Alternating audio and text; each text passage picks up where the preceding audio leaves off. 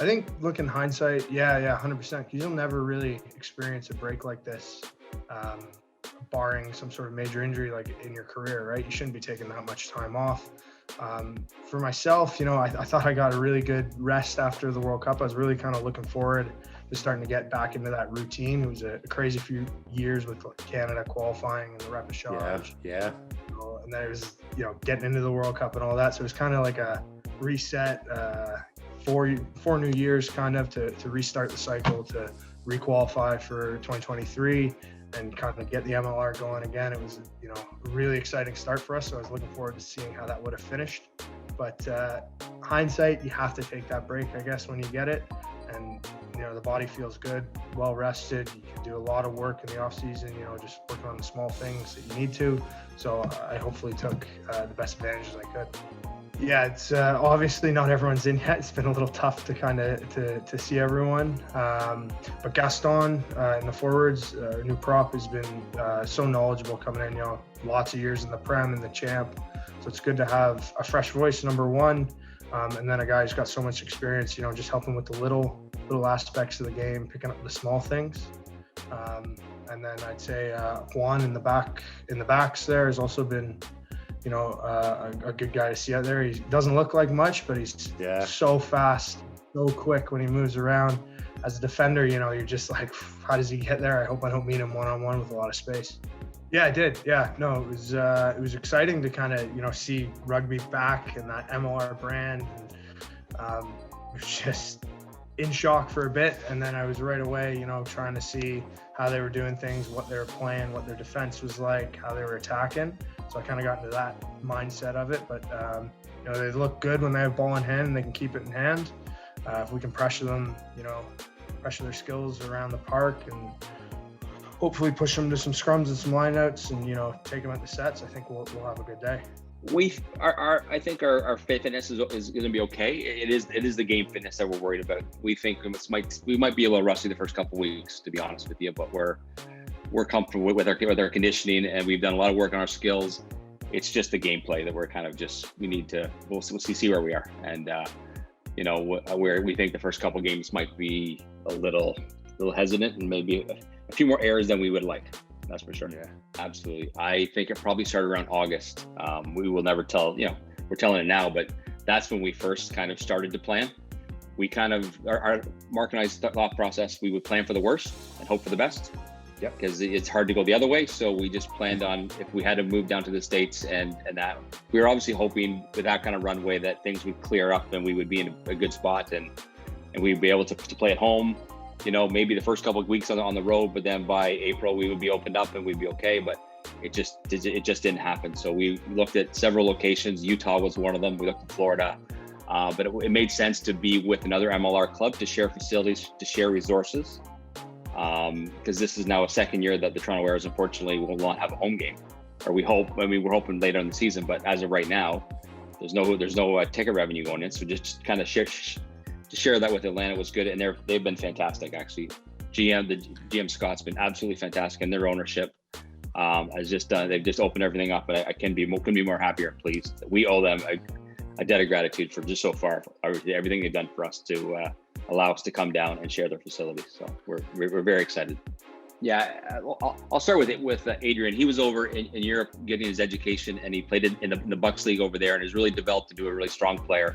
And we've always looked at him. We were going to bring him back a year early, but he wanted to finish his degree, and we were more than happy education first with us. So we got to make sure that gets taken care of.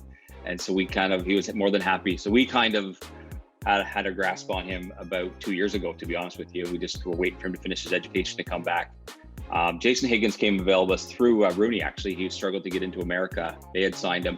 And once he had a Canadian passport, he was able to get in. And then once the national team found out, located him, we were very much, and we wanted to bring him in. And same with Ross Broad from South Africa. He's also eligible for Canada as well. So it's a quality players that we brought in, but they have Canadian passports, so we're adding into depth into the Canadian program through the Arrows as well. So it's a great win-win for everybody. I think that the biggest difference would be giving ownership to players. I think in the past it's been good, but hasn't been as much ownership, and you know, we're the players that play, you know, we're the guys that play, and to take into account like the opinions of players and how they do it. And yeah, it's just awesome. We have a great there's a great group of guys that, you know, come together and speak to the coach and see how things are doing. And yeah, everything is so far it's great. It's great to have Scott and Zack, because they were here with us. So it's not so much of a drastic change. You know, a lot of the fundamentals and the pillars of how we play were created by those guys anyway. So yeah, it's great.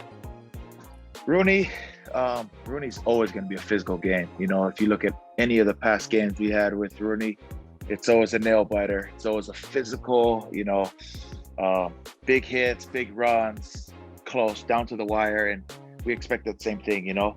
New York is a very professional, very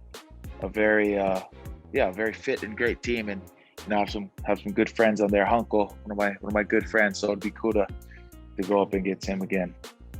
I want a consistent season. I just want to play. You know, it's been so long. I can't wait to get on the field and you know, just create those memories, being away from the game for just that year and reflecting back. And the things that we miss the most are just, you know, those memories and that camaraderie and those away games and those tight games, those snow games, those hot games, all kinds of stuff like that. And you know, that's, you know, I'm not so putting, you know, exact words to what I want to accomplish this season. I want to have fun, and I want to dominate, and I want to do, you know, I want to play how I play, and I want to have fun and make memories as well.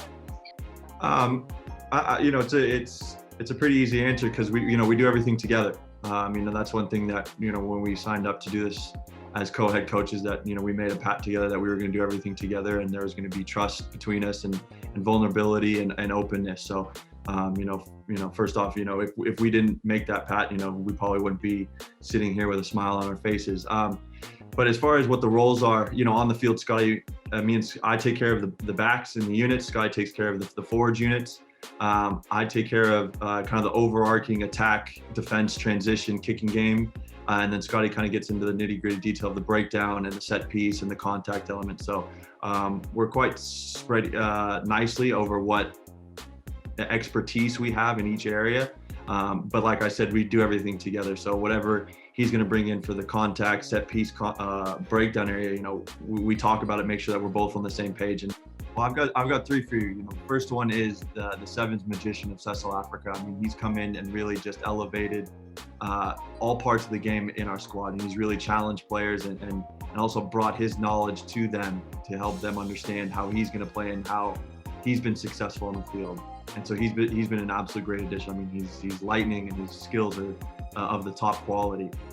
You know, the second one is Cam Clark. You know, a guy who's come in from Australia Sevens in the Waratahs, but came as a true professional, and what he's done in our backline and also with our younger players is mentor him and give his insight of, you know, what he's experienced in Super Rugby, what's worked and what's hasn't worked. And you know, he's just a dynamic runner and a dynamic defender, so he's going to be very, very good for us. And the last one is Carlo Tanishan, who we picked up in the Dallas supplemental draft. And you know, this is a future Eagle, in my opinion, that has just smooth, sharp skills, as a great you know, bag of knowledge. I don't think you're going to see a whole lot of change. You know, I mean, we don't want to change the identity of the group. You know, that's something that we've been building for 3 years, and that's our foundation and our identity. And it's not about changing that. It's about bringing in what me and Scott feel is the different points of value on the field. So you're still going to see the physicality in defense. You're still going to see the doubled layer in attack,